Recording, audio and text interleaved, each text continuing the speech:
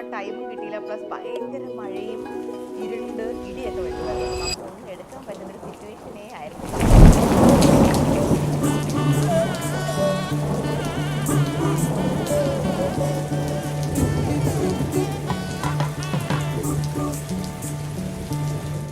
ഇന്നലെ ആദ്യമായിട്ട് മടിസാർ പുടവെ കെട്ടി ഉള്ള ഒരു ലുക്കായിരുന്നു. ആദ്യമായിട്ടാണ് ഞാൻ അത് കണ്ടത്.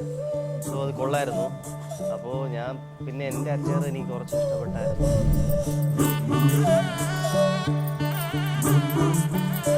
വെഡ്ഡിങ് ലുക്ക് ചിലപ്പോൾ നമുക്ക് അങ്ങനെ ചെയ്താലോ എന്നും ഒരു ഇതുണ്ടായിരുന്നു. പക്ഷെ ഭാഗ്യത്തിന് നമുക്കൊരു ഇതുപോലെ ഒരു ഫംഗ്ഷൻ നമുക്ക് ഹോസ്റ്റ് ചെയ്യാൻ പറ്റി. സോ നമുക്ക് അന്നത്തെ ഇന്നലെ കോമ്പൻസേറ്റ് ചെയ്യാൻ പറ്റും. നമുക്ക് തന്നെ കാണാത്ത ലുക്ക് പിന്നെയും കാണാനുള്ള ഒരു ഭാഗ്യം കിട്ടി.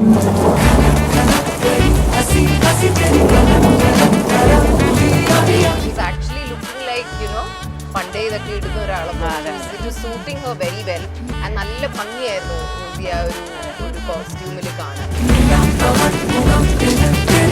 ബേബി പൂജ, ഈ പൂജയുടെ വാക്കുകളെ കേൾക്കാൻ വേണ്ടിയിട്ടൊക്കെ ഉള്ള ഒരു പൂജയായിരുന്നു.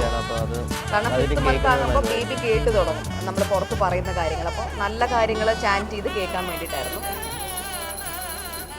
ഇന്നലെ എനിക്കായിരുന്നു ഫംഗ്ഷൻ മെയിൻ ആയിട്ട്. ഇന്നലെ പുള്ളിക്കാരനായിരുന്നു സ്റ്റേജ് ചെയ്യാനുള്ള. ഞാൻ ചുമ്മാ പൂ ഇങ്ങനെ ഇട്ട് കൊടുത്തോണ്ടിരിക്കുകയായിരുന്നു പൂജയ്ക്ക്. ഇന്ന് പുള്ളി സ്റ്റേജിൽ പോലും കാണൂല. ഇന്ന് കംപ്ലീറ്റ് എനിക്കുള്ളതാ.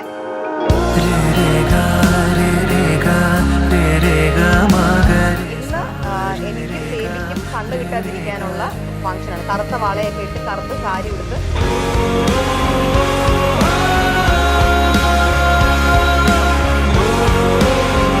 കല്യാണത്തിൻ്റെ അന്ന് പോലും ഞാൻ രാവിലെ 5 മണിക്ക് എണീച്ചിട്ടുണ്ടോ. അന്ന് ടെസ്റ്റിമോണിൽ പോയിട്ട് ഫോട്ടോയ്ക്ക് പോലും സമയമില്ലായിരുന്നു. ഇന്ന് എല്ലാത്തിനും സാവകാശം നമ്മൾ ബേബിക്ക് വേണ്ടി സമയം കണ്ടെത്തി. ബിക്കോസ് ബേബി വന്നു കഴിയുമ്പോൾ ബേബി അറിയണം നമ്മൾ ബേബിക്ക് വരുന്നതിന് മുന്നേ ഇത്രയും സെലിബ്രേഷനൊക്കെ ആയിരുന്നു ഇവിടെ ഉള്ളത്.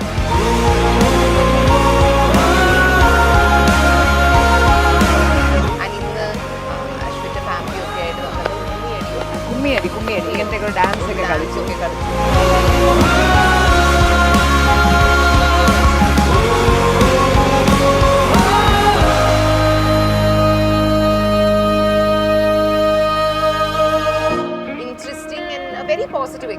ഈ പോസിറ്റിവിറ്റി ഓസിയുടെ എൻറ്റയർ പ്രഗ്നൻസി ജേർണിയിൽ ഉണ്ടാവട്ടെ എന്ന് നമ്മൾ ആഗ്രഹിക്കുന്നു. ഓസിക്ക് ഓൾ ദി ബെസ്റ്റ്. നല്ല ഹെൽത്തി ആയിട്ടൊരു ബേബി വരട്ടെ. All the best Aussie.